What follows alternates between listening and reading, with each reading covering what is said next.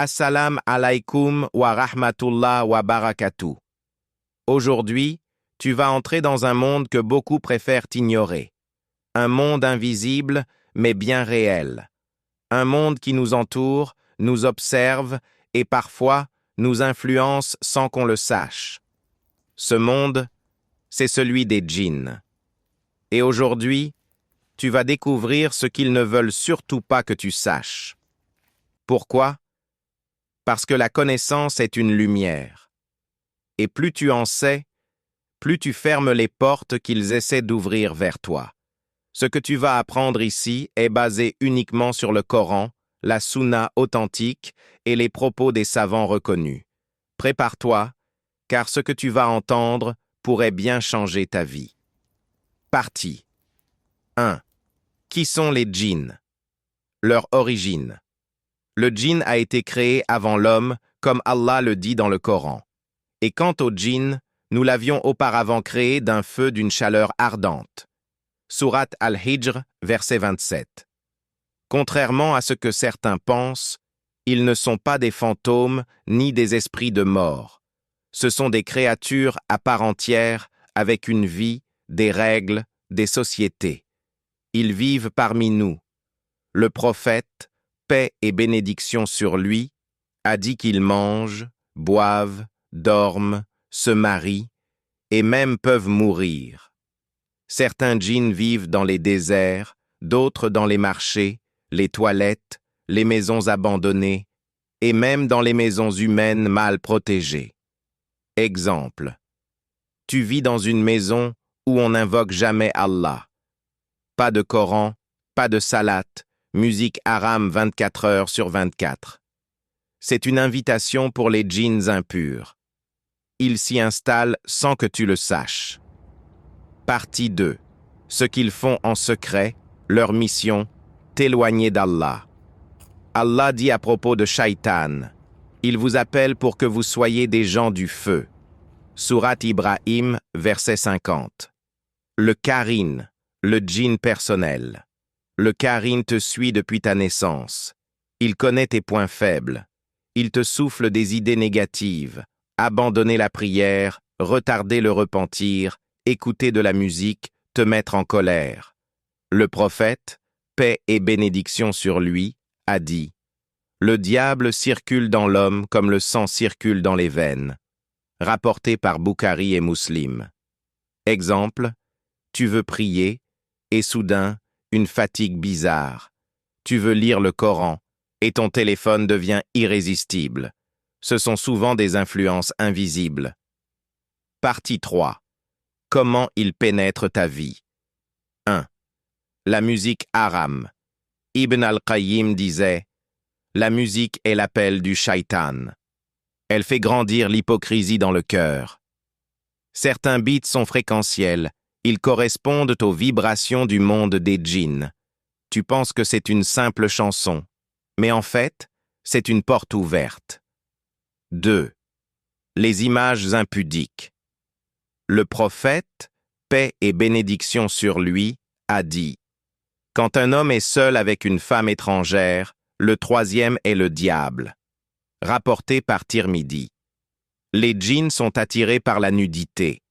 Si tu vis dans une maison où la télé ou les téléphones montrent constamment des scènes haram, ils se sentent à l'aise. 3. Les objets suspects.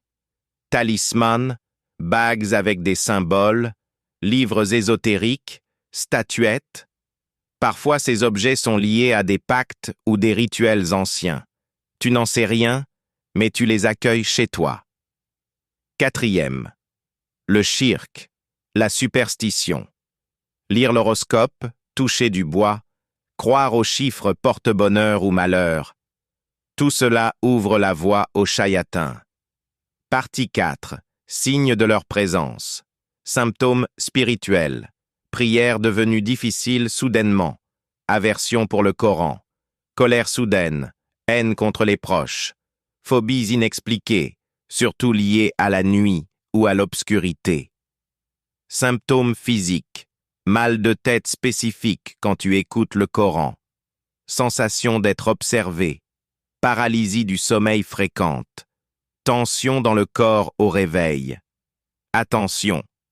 Tous ces signes ne prouvent pas la présence d'un djinn, mais s'ils sont répétés, constants et apparaissent uniquement quand tu pratiques, il faut se poser des questions. Partie 5. Ce qui les fait fuir. Le Coran, en particulier, Surat al-Baqarah, chasse les shayatines. Ayat al-Kursi, protection puissante jour et nuit. Les 3 Qul, Ikhlas, Falak, Nas, à lire matin et soir. Le prophète, paix et bénédiction sur lui, a dit « Récitez la sourate al-Baqarah dans vos maisons, car le diable ne rentre pas dans une maison où elle est récitée. » Rapporté par Muslim. L'ablution constante. Rester en état de pureté affaiblit leur influence. Les invocations spécifiques, matin-soir, adkar sabahiyya, massaïya, avant d'entrer aux toilettes, avant de dormir, huile de nigel, encens naturel, oud noir, répulsif traditionnel. Partie 6. Erreur à éviter. Consulter des sorciers ou marabouts.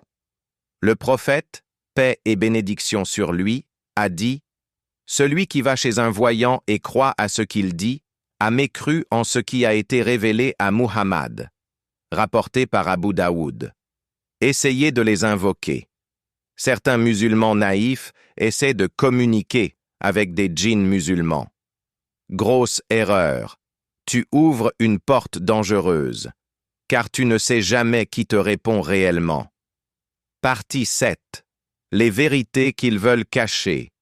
Qu'ils sont faibles face à un musulman pieux. Que le dhikr les brûle. Que le Coran est leur poison. Qu'ils sont parfois affectés par ta prière. Qu'ils fuient même la récitation de certains enfants. Conclusion. Tu es un croyant et Allah t'a donné le savoir, le Coran et la lumière. Ne laisse jamais une créature faite de feu te faire oublier ta noblesse d'homme. Reste éveillé, pratique ta foi, protège-toi et informe les autres, car plus les gens ignorent, plus les djinns avancent. Alhamdulillah, c'est la fin de cette vidéo. Souviens-toi, la meilleure protection vient d'Allah subhanahu wa ta'ala. Protège-toi, protège ta maison, protège tes enfants en restant connectés au Coran, à la prière et à l'évocation d'Allah. Les djinns et les forces invisibles ne peuvent rien contre une foi solide et une langue qui récite le dhikr. Si tu as appris quelque chose aujourd'hui, si cette vidéo t'a aidé, alors n'oublie pas de liker, commenter et partager à ceux que tu aimes. Abonne-toi pour plus de vidéos islamiques profondes et bien expliquées. Et surtout, reste sous la protection d'Allah. Wallahu khayrul hafirin.